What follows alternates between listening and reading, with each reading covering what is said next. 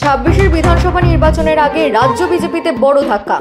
একজন মানুষের সেবক হিসেবে তাপসী মণ্ডল তিনি চিন্তা করেছেন, যদি মানুষের পাশে থেকে মানুষকে কাজ করতে হয়, মানুষকে এগিয়ে নিয়ে যেতে হয়, তাহলে মমতা ব্যানার্জির আদর্শ অনুপ্রাণিত হয়ে তার কর্মযজ্ঞেই সামিল হতে হবে। তাই তিনি আজকে আমাদের তৃণমূল কংগ্রেসে তিনি যোগদান করলেন। তৃণমূল ভবনে গেরুয়া শিবির ছেড়ে ঘাসফুল শিবিরে যোগ দিলেন হলদিয়ার বিজেপি বিধায়ক তাপসী মণ্ডল। তার সঙ্গে তৃণমূলে এলেন জেলা বিজেপির বড় নেতা শ্যামল মাইতিও। কেন দল বদলের সিদ্ধান্ত? তৃণমূল কংগ্রেসে যোগ দিয়ে বিজেপিকে নিশানা করলেন তাপসী।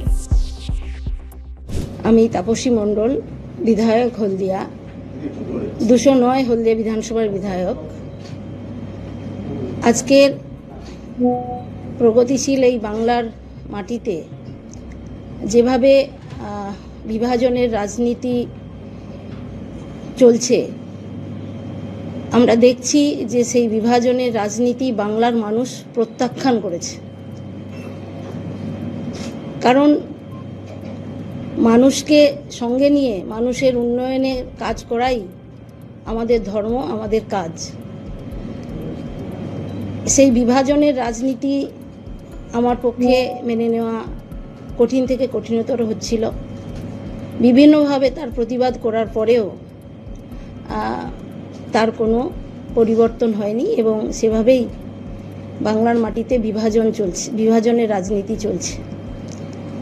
তাই এই প্রগতিশীল বাংলাকে রক্ষা করতে এবং বিশেষ করে আমার হলদিয়ার উন্নয়ন, শিল্প পরিকাঠামো, সর্বোপরি উদ্বাস্তু ক্ষতিগ্রস্ত এবং বেকার যুবক যুবতীদের কর্মসংস্থান, আর্থিক উন্নতি এবং সামাজিক উন্নয়নের পক্ষে দাঁড়িয়ে এবং তাদের জন্য কিছু কাজ করতে যাতে আমি পারি, তার জন্যই আজকের মাননীয় মুখ্যমন্ত্রী মমতা ব্যানার্জির সঙ্গে আমি যুক্ত হলাম এবং তার নির্দেশেই হলদিয়ার উন্নয়ন আগামী দিনে করতে পারবো।